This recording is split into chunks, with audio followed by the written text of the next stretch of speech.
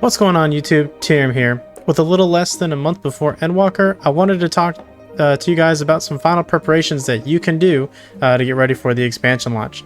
Whether you're looking to level Reaper or Sage quickly, or just some miscellaneous items to do in the meantime to be ready for the expansion, I'll be going over some tips and things that I plan on doing before early access. So with that being said, let's just get started. Alright, so first things first, if you're going to be leveling Reaper or Sage quickly to play in the expansion, the new content, here are some tips that you can do to quickly level from 70 to 71, because that's the first thing you're going to have to do in order to take advantage of the leveling quickness here. To do this, we'll need a couple of two items. First is going to be the Wondrous Tales, and the second will be the challenge log.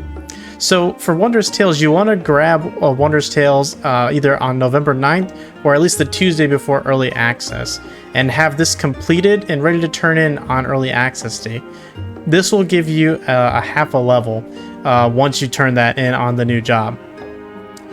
So those are pretty quickly easy to do, nothing too crazy about them. Most of them can be done solo. There's a couple things you'll have to kind of do in the like the roulettes in that regard, but most of those can be easily done. So what I would probably say is go ahead and pick one up on November 9th.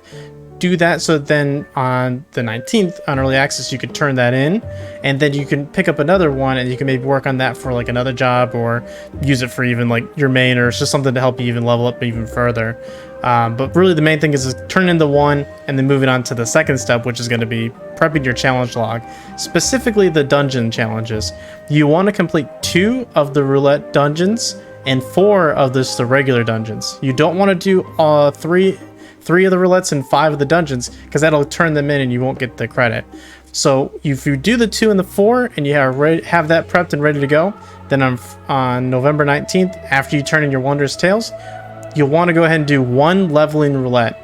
If you have a 4-man group, you can select the limited roulette option in the settings before you go into your leveling roulette. This will guarantee that you'll get a higher dungeon, and also make sure you don't get like something like the trials like Ifrit or Titan or Garuda from like the ARR series, because then that won't count as both. You'll have to run another dungeon. So there's just some safeguards in there. The odds will be pretty slim, but just to make it better. Plus, if you get a higher dungeon, you'll get more XP, which should, once you finish that, ding you to 71 by this point.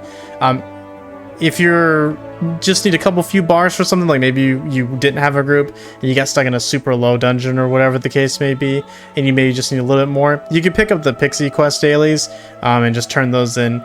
In theory, this should only take about 10 to 15 minutes with just turning everything in. Depending on how the servers go that day, it might be a little bit laggy and whatnot. So, but in theory, it should only take about 10 to 15 minutes to get you from 70 to 71. Once you hit 71, then you kind of have just 2 options to go from there. The first and probably the best is going to be the dungeon spam method, where it will be the best if you have a 4-man group for spamming dungeons. If you don't, you can use trusts, but this might be slower, as you know, they're NPCs. You really can't make people do big pulls and whatnot. It's a little bit harder in that regard. So the dungeon time may double, so that may not be the best option in that instance. It'll have to be kind of tested to see which one's faster or not. My assumption is if you're leveling solo, you'll probably want to do the second option, which is going to be Bozja. Bozja 1 won't require any gearing issues. As long as you're 71, you'll be able to go in there. You'll also be able to play the job at level 80, so that'll be kind of nice. But do keep in mind that you won't take advantage of rested XP or the earring bonus. Your armor bonus will still work, so just keep that in mind for if you're planning on doing Bozja. If you all are planning on leveling up in Bozja, I would recommend a couple things that you can get before the expansion comes out. One, I would recommend getting as many merits as you can, so you can get as many of the DPS honors for the Bozja zones. This should help in increasing kill speeds for killing the 7th Legion mobs that you have to do in order for you to spawn skirmishes, and then the skirmishes and then doing critical engagements, etc. So I'd recommend, getting the DPS merits, or the DPS honors, that is. And then I also recommend getting the map speed increase for the mounts there. You'd hate to be running to a skirmish or whatever and someone just nukes it completely and you're not able to take advantage of getting the XP. So I'd be wanting to make sure you get that beforehand so you don't have to worry about some people just sniping those, because I have a feeling that these skirmishes and critical engagements are going to die pretty quickly. But yeah, after you do that, your goal is just to grind it out to get to level 80, and then from there you can kind of go. So if you do Baja, you will have the rest XP still, so that'll be kind of nice. So something also to keep in mind as well. But that should be kind of the biggest two ways of getting your tune up to from 70 to 80 to be able to then take Reaper and Sage into Endwalker content. Now, the next thing I have for another tip, something you can do beforehand, is complete any raid content you'd like to finish now. Once Endwalker is out, most people won't be really doing Savage or Ultimate content for a while, as everybody else will either be leveling their own jobs or enjoying the story as it's out, and then taking over the new content that's available. So it'll be really hard to find groups for that. So you want to get any of your clearing of Savage content or Ultimate content done before Endwalker's early access comes out. This would also be helpful in gearing any other jobs that you would like to have, like BIS going into Endwalker, or especially if you're trying to level Sage and Reaper and you want to have one of the 535 weapons. You want to at least do E12S, which will then give you a weapon coffer, or you can run it 8 times to get 8 books and then turn that into Sage or Reaper weapon once the expansion drops on the 19th. So you'll want to make sure that you get that done.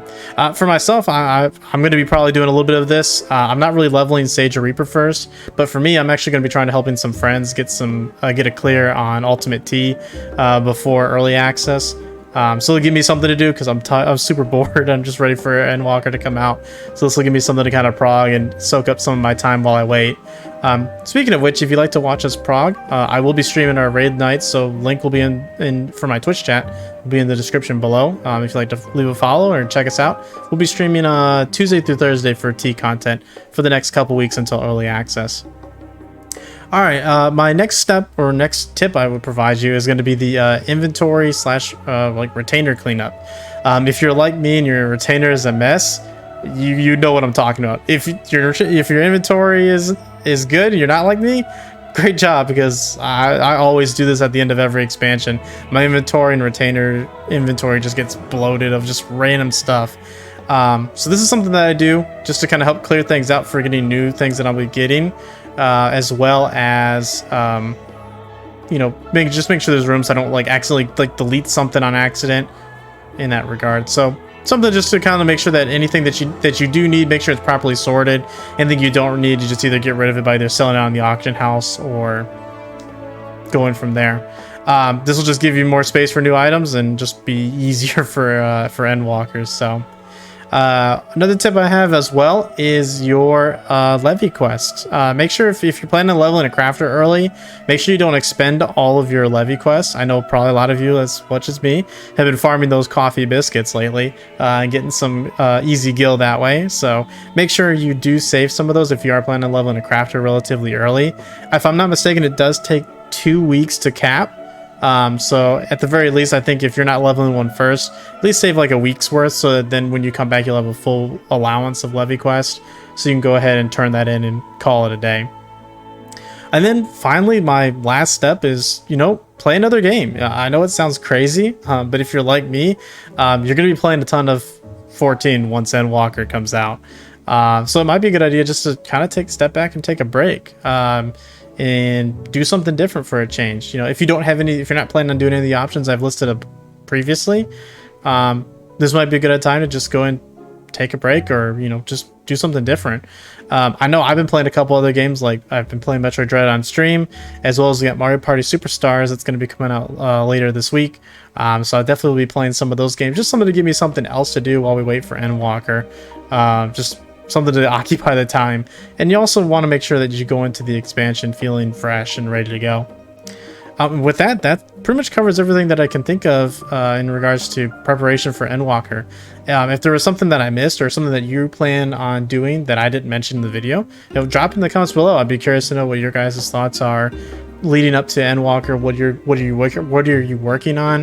What are some things that you'd like to change, to do, or just thoughts in general.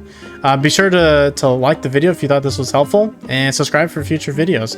I do plan on doing more deep dive content on the new jobs once I have my chances to play with them in Endwalker.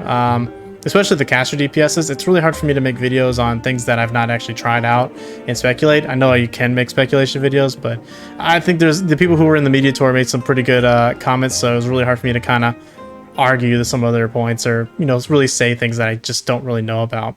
So if you'd like to see those videos, you know, like I said, make sure you like and subscribe so you don't miss out on any future videos. And with that, thanks for watching, and I will see you all in Endwalker. Take care.